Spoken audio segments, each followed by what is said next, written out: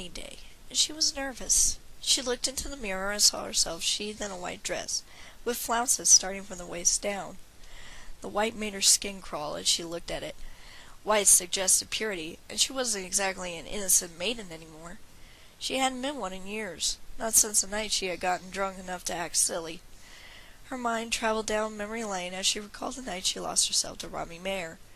It had been a mistake from the start, but she had been a young, shy thing who didn't know the first thing about social relationships.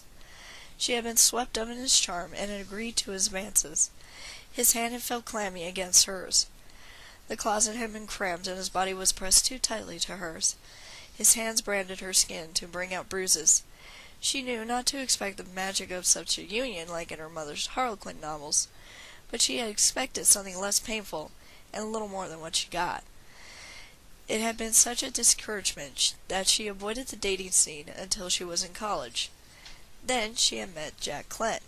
He was the opposite of Robbie right down to his choice in clothes. Robbie had been big and loved flannel and jeans.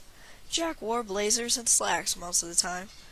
Most of the college confused him for a teacher. She even had herself once upon a time. Her experience with him had been much different than her one night in the closet. They hadn't been drunk and had known each other longer than a night. Also, she had become more outgoing since her failed years in high school. But still, it had been another failure. She had tried to coax him into touching her more than with a feathered touch. It had reminded her too much of being a China doll. After that, they hadn't tried to get as physically close. Then he had moved on to some blonde girl from a man's chemistry, and that was the end of that.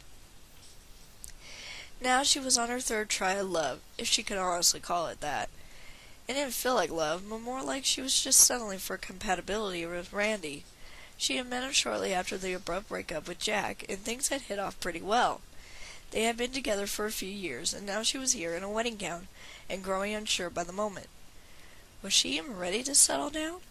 She knew she didn't feel that strange thing people call love.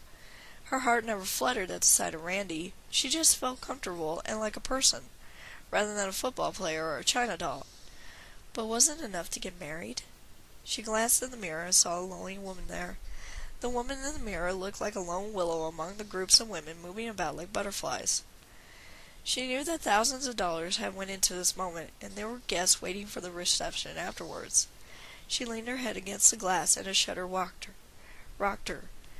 What would Randy do if she told him that she couldn't do this? She just wasn't ready to become another entity.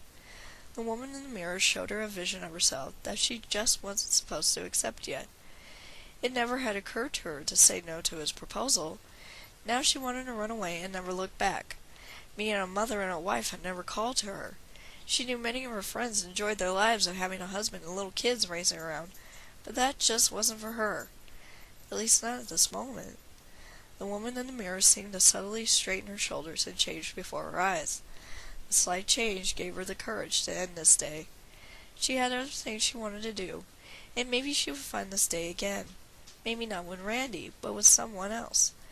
She wanted the choice to keep looking for more than compatibility and more than being a football or a China doll. She turned from the mirror. If she had kept looking, she would have seen the woman within smile.